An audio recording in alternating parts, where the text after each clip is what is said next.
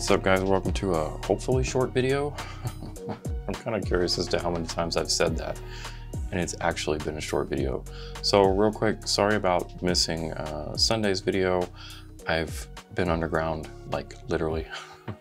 I was filming part 2 of my documentary that I was hired to film for the caving stuff, and yeah, that took a while this weekend, and that was an absolute blast. But I just got home, and you know, I've been doing a lot of wildlife stuff lately, and a lot of people have been asking me about how I sharpen my images and like the best way to go about doing that, especially for wildlife. So I have a video on this already. It's a few years old by now, but I figured that now's a great time to update it because Lightroom and Photoshop just got their new masking options updated, and there's some really great ways to utilize that for wildlife. So I'm going to show you guys how I do that. And this works great for if you don't have, like me, if you don't have like Topaz or something. There's a lot of great third-party sharpening methods and plugins that you can get, but they all cost money, and I don't have any of them. So this is a really great way for just natively within Lightroom and or Photoshop. I don't personally use Lightroom at all, ever. I use Bridge and Photoshop, but it works exactly the same in Lightroom. So I'm going to show you how I do that in Camera Raw. And let's jump into the computer because I have a bunch of different images here that I want to try it out on and see how well that works for a range of wildlife scenarios. I should mention too that this will work for anything, not just wildlife, but I've just, like I said, I've been doing a lot of wildlife lately, and this is my favorite application for it. All right, let's start with the easiest one. This is definitely the type of scenario where you're gonna have the easiest time capturing that. So I'm in Bridge, like I said, I just opened this up in Camera Raw, so this is exactly the same thing that you're going to see if you open up the Develop tab in Lightroom. So here's just a classic bird in flight shot of an eagle. He's got some not great light on him, so what we're going to do is we're just going to tweak him a little bit. I wonder if I'm just going to use my single shot HDR preset on him real quick. So, you know, you just do your basic editing and do whatever you want for your tweakings. And then so we can have, there's our before and after. All right, so this works for a lot of different things, not just sharpening. I'm gonna get into that in a minute, but let's go. So first we're gonna go up here to our new masky thing. And then now you have create masks. So you have all of the things, you know, doing the brush, the linear grade, the radial grad, all of that stuff. But now we have subject select. So we're just going to click on subject select and see how it does. Pretty darn good. So you'll notice there's a bit in the wings there. If I wanted to get in there and fix that, I could. I can hit subtract and then hit brush, and then I can change my brush size with the bracket keys. And then look at that. I can really go in there and refine. You know, notice I slipped just right there. I can just go back to add, brush, and then fix that. So that's the first thing that we can do.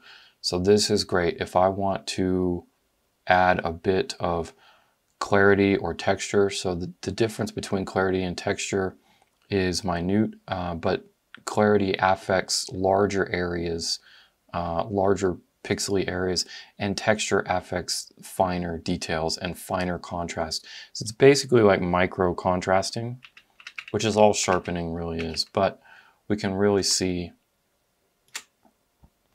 it working here. So, you know, way overkill. Bring it down just a hair, but I do want to bring up the texture because the texture is a little bit finer, and I like that. So there it is. That's the before and after with just that.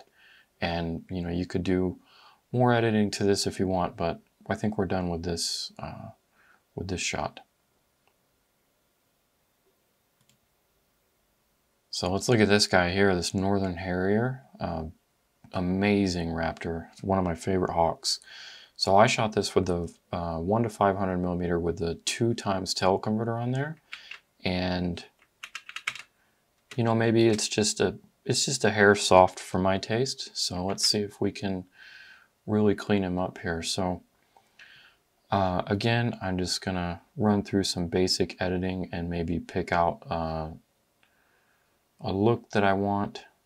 All right, so just a quick before and after there. Just cleaned it up a little bit, but now I want to sharpen it. So again, subject mask, and this is where I want to see how well it's going to get just the bird. And so you can see we definitely have the bird's face. That's a good start, and I don't have to go around him, but we've got this stuff here. So this is where we're just going to come in here, subtract, grab our brush tool, change our brush size, and then we're just going to paint away that area, and that was it. So that was pretty nice. Now we can come in here and we're back on the brush again. We can just come in here and add our clarity and our texture. You could do this, I mean, you can use sharpening, sharpness, or whatever you want. That works really well. But I think that is pretty good. So we can see if we zoom in the before and the after. So one more thing we'll notice is maybe the shadows, this is a dark bird anyways, you know, but maybe the bird itself is just a little too dark. So this is where this comes in handy so much. We can go back into our mask 1, we can select our subject 1, and now we can bring up the shadows. So now we can do all of this other editing to it as well, not just sharpening. And this is really, really useful. So I just brought up a little bit of everything, kind of a little bit more contrast, a little bit in the shadows, and a little bit in the whites and the highlights there, just to make those lighter parts of his face really pop.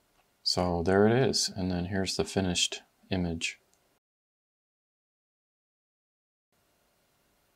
All right, let's look at a busier image. So how about this guy? There's an elk from Yellowstone this summer. So this is a really busy image, and I'm probably going to take out some of these branches, but I'll do that later, and I'll show you guys the final result. But for now, let's just do some quick editing real quick. Ooh, I like that. Grab one of my presets here. All right, so I want to do a couple of things with this mask. I want to select my subject first because this is the whole point of the video. Let's see how well this does. So we can see it did pretty darn good. Only one little branch did it get there. So we're gonna fix that, and then it got the tip of that branch right there, right by his nose. That did pretty darn well though. So I'm gonna come up here now, and I'm going to add in my clarity and my texture, and that's really making the detail on this guy pop. That is looking really good. So here's my other favorite thing about this. In wildlife, we really like to have the subject isolated, especially when we have a busy environment like this. So here's one thing that we can do. I want to make everything else but my subject darker. So all I've got to do is I'm going to go up here to create new mask, select subject. Okay, so you can see it did the same thing again where it selected the tree branch there. I'm not going to worry about that for this bit real quick. So what I'm going to do is go up here to the mask. So you'll notice we're on mask 2, subject 1. So I'm going to click on the dots here, and I'm just going to click invert. So now we have everything but our subject selected. And now what I want to do is now we can click add brush, and we can just paint in that little stick area that it missed. Okay, so now everything is the way I want it. So now what I want to do is just drop the overall exposure. So you can see we could really mess with this, and that's overkill because I still want it to look natural. All right, there it is. So there's a before and an after, and that is all just in Camera Raw. I haven't even done anything in Photoshop yet, and I will take out these branches and just kind of generally clean up this image a little bit more, whatever other tweaking I need to do to it. And then here's the final image. I'm curious how it'll do with this oyster catcher here. So you can see we just have the bird's head there behind this rock. Then technically the rock is out of focus because it was a pretty shallow depth of field. Even though I shot this at f11, the compression, you know, it really helps. So I'm just gonna go grab one of my presets real quick. Something like that, looks pretty good. And then now let's select subject and see what happens.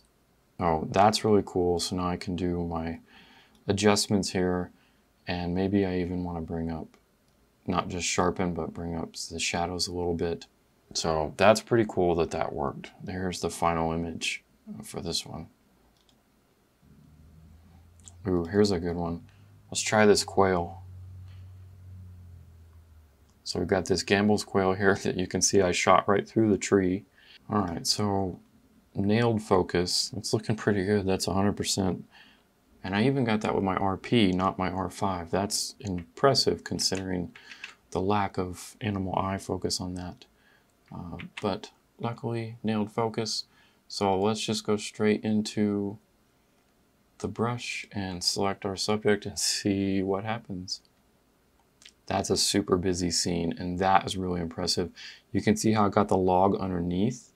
So maybe you want that, maybe you don't. That's an aesthetic choice. I'm just going to go ahead and take it out. So now we have just the quail. And now we can go in there, sharpen him up, and bam. That is pretty cool. So there's a little before and after. And then here's the final shot. Let's see how well it does with these pronghorn in this grassy bit area. So I shot this outside of Carlsbad, New Mexico. So let's just see. There's another one of my presets there. Get everything just tweaked just the way we want it. So I'll probably crop in on this final image. You can see when I zoom in that they're not that sharp. And that's because of atmospheric distortion. These were kind of a long ways away. And that's okay. So I'm just going to crop into about like that. And I'll take those horrible telephone poles out here in a minute. But for now, let's just go into select subject. All right, that's impressive. If I zoom out, look at that. It got all of them. So it missed this guy over here a little bit. So I could go in there and add that in, but I'm not going to actually because I'm going to crop these outer guys out. I feel a little bad about that. Leave them out of the group, but I'm going to crop it into probably something like that. Oh, and look, it got the pole back there. And in this case, I don't care about the pole because I'm going to take the pole out. So I'm going to go ahead and add my clarity and my texture. I'm going to do more texture than clarity on this one because the finer, I think the clarity will make it a little too mottled and bring out a little too much, I said mottled, not mottled. But the clarity, I think, is a little too heavy for this, especially with bringing out the noise and everything. So I'm also going to bring up the shadows on these guys a little bit. So there we go. That's impressive. Like, I mean, these yuccas were in behind them and they didn't grab it. It didn't grab that. All right, so clean that up, and then here's the final image for that.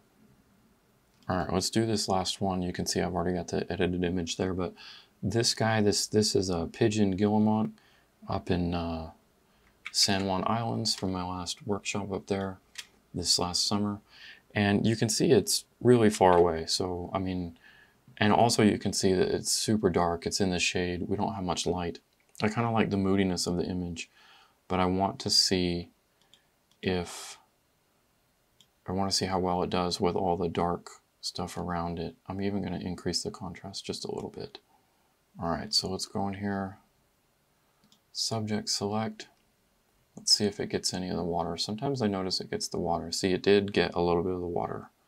but that's impressive. Or one look it got. So you can see if you zoom in, getting around it didn't do the greatest job, but you know, like I said, this was really far away, and that's a difficult ask for the AI algorithm. So just a tad bit of cleaning it up there, right around these edges, and cleaning it up is just so much faster than it used to be.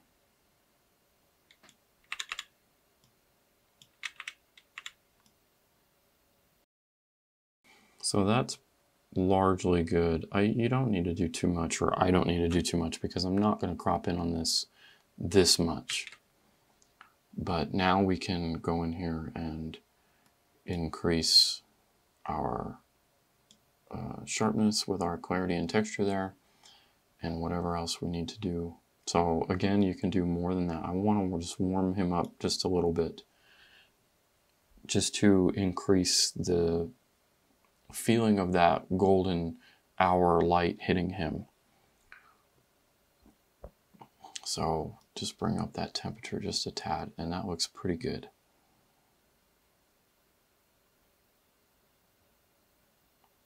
All right, there it is. There's the finished image for that guy. All right, so that was a pretty good array of images there, I think, that showcased a variety of the different types of subjects that you might encounter for wildlife, or that at least I encounter for wildlife. And I think it overall did a really, really good job. So I used to have to do that all by hand or all manually, kind of in a different way.